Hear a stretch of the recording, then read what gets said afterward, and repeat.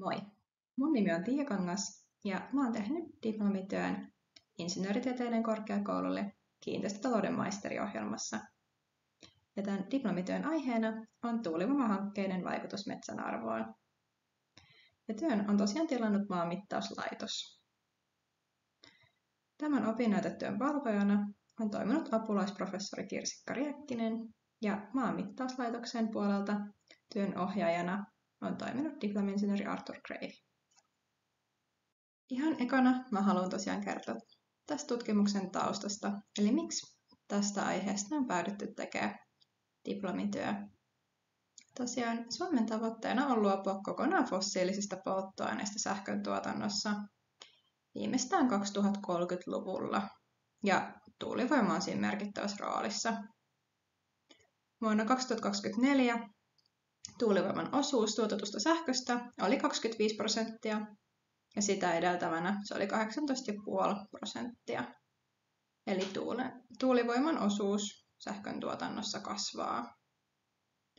Sitten tässä diplomityössä, kun puhutaan näistä tuulivoimahankkeista, niin näissähän on yleensä tuulivoimapuistoja. Tuulivoimapuistot tosiaan on tämmöisiä, missä on samalla alueella useita tuulivoimaloita, ja niillä on sama verkkokytkentä.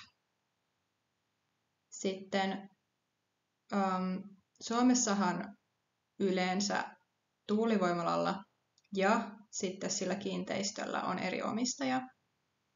Eli nämä tuulivoimahankkeesta vastaavat solmii näiden maanomistajien kanssa maanvuokrasopimuksia, mikä tarkoittaa sitä, että maanomistajat saa sitten näistä vuokratuloja. Ja kysymys sitten kuuluukin, että muuttuuko metsän arvo sitten näistä tuulivoimahankkeista. Eli tämän diplomityön tutkimuskysymyksenä on, miten tuulivoimahankkeet vaikuttavat metsäkiinteistöjen arvoon. Toisena tutkimuskysymyksenä on, että miten tuulivoimahankkeiden hyödyt ja haitat jakautuvat maanomistajille, kunnalle ja alueella asuville. Tosiaan tässä työssä on hyödynnetty kahta eri tutkimusmenetelmää. Ensimmäiseen tutkimuskysymykseen vastataan tutkimalla toteutuneita kauppahintoja tilastollisin menetelmin. Ja tutkimusaineistossa mulla tosiaan on metsäkiinteistöjen kaupat ihan vuodesta 2010 lähtien tuohon työn aloitukseen saakka, joka oli marraskuu 2024. Ja tosiaan näin pitkä pätkä on otettu mukaan, jotta saadaan tuulivoimahankkeiden niin kuin ihan ne alkuvaiheet ja sitten ihan sinne tuotantovaiheeseen saakka. Ja tosiaan tähän on otettu mukaan vaan semmoiset tuulivoimapuistot, jotka ehtii aloittaa sen tuotantovaiheen viimeistään tuolloin marraskuussa 2024. Näitä kauppoja on sitten kanssa rajattu. Tässä nyt ehkä tärkeimpinä rajauksina mainittakoon se, että niissä on täytynyt olla metsää 95%, ja kooltaan niitä on täytynyt olla vähintään 2 hehtaaria, ja niissä ei ole saanut olla rakennuksia, ellei ne ole ollut sitten arvottomia, eikä sitten ole päässyt vaikuttaa siihen kauppahintaan. Sitten tuohon toiseen tutkimuskysymykseen vastaan kirjallisuuskatsauksella. Ja siinä mulla on mukana sekä vanhempia että tuoreempia tutkimuksia eri maista. Eli mulla on tutkimuksia siinä Suomesta, Ruotsista, Saksasta, Isosta Britanniasta, Yhdysvalloista ja Tanskasta. Näistä tuli huomattua tosiaan se, että yleisin tutkimuskohde, kun tarkastellaan tuulivoimahankkeiden vaikutuksia, niin on ollut rakentamattomat asuinkiinteistöt. Tosiaan tässä työssä mä oon hyödyntänyt paikkatieto-ohjelmistoa, jonka nimi on ArcGIS Pro.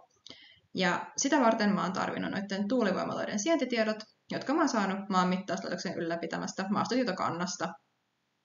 Ja tosiaan näiden tuulivoimaloiden ympärille mä oon muodostanut 1,5 kilometrin säteen ja siitä tehnyt tuommoisen yhtenäisen alueen, joka näkyy tuossa keskimmäisessä keskellä olevassa, ylempänä olevassa kuvassa tuommoisena oranssina. Ja sitten siinä keskellä näkyy vihreänä sitten toi tuulivoimapuiston kaava. Eli on haluttu semmoinen tarpeeksi iso alue, että se kaava jää varmasti sen sisälle ja saadaan tosiaan niitä metsäkauppoja niin sen kaava-alueen sisältä sekä sen reuna-alueelta mukaan. Sitten tuossa alempana kuvassa näkyy, että mihin nämä on selkeästi keskittyneet nämä tuulivoimapuistot. Eli mä oon ympyröinyt tuossa, missä nyt toi keskittymät näkyy. Ja mä oon sieltä valinnut sit noi kunnat tähän tutkimukseen, ja nämä on muodostanut sit niin pohjoisemman ja eteläisemmän tutkimusalueen tässä työssä. Ja lopullisessa aineistossa noita tuulivoimapuistoja oli 64 kappaletta. Mä olin rajannut sen niin, että noissa tuulivoimapuistoissa olisi vähintään 5 tuulivoimalaa ja vähintään 5 kauppaa. Ja näistä sitten mä sain kiinteistökauppoja 641 kappaletta, jotka mä sitten vielä kävin tarkemmin läpi. Ja ne kaupat on myös luokiteltu sen mukaan, että missä vaiheessa tuota tuulivoimahanketta ne on tapahtunut, tai sitten, että onko ne vertailukauppoja. Sitten onkin työn tuloksien aika, eli selkeästi metsäkiinteistöjen arvo näyttäisi nousevan tuulivoimahankkeen vaikutuksesta. Jos metsäkiinteistölle tulee tuulivoimala, niin niiden arvo on noussut sitten 88%. Ja jos niille ei tule tuulivoimalaa, mutta niillä on edelleen se vuokrasopimus, niin niiden arvo on noussut 51%.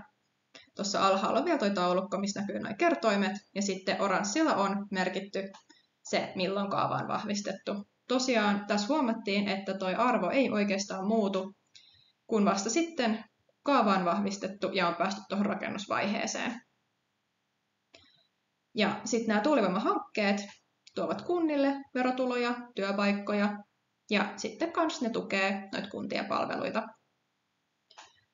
Sitten taas mitä tämä tarkoittaa kunnissa asuville on, että noiden asuinkiinteistöjen arvo laskee tuulivoimahankkeiden takia, koska niistä aiheutuu näköhaittoja sekä meluhaittoja. Esimerkiksi Ruotsissa tuoreemmassa tutkimuksessa näiden asuinkiinteistöjen arvo laski 13-25% alle 2 kilometrin etäisyydellä tuulivoimalasta. Se, mitä siinä kirjallisuuskatsauksessa huomattiin, oli, että vanhemmissa tutkimuksissa ei ole yleensä saatu tulokseksi sitä, että nämä vaikuttaisi mitenkään kiinteistöjen arvoon, mutta tästä täytyy ottaa huomioon se, että viimeisen 10 vuoden aikana tuulivoima-ala on kehittynyt tosi paljon, mikä on näkynyt esimerkiksi siinä, että tuulivoimaloiden koko on kasvanut merkittävästi, jolloin tuulivoimalat näkyy esimerkiksi paljon kauemmaksi kuin mitä aiemmin. Eli tosiaan näiden tuulivoimahankkeiden hyödyt ja haitat jakautuu sillä tavalla, että metsänomistajille ja kunnille tämä tarkoittaa merkittävää taloudellista hyötyä, kun taas sitten kunnissa asuville, niin heidän kiinteistönsä arvo sitten laskee todennäköisesti. Ja vielä lopuksi kiitos tämän diplomityön esittelyvideon katsomisesta. Ja muuhun saa olla tosiaan yhteydessä, jos on herännyt jotain lisäkysyttävää tästä aiheesta.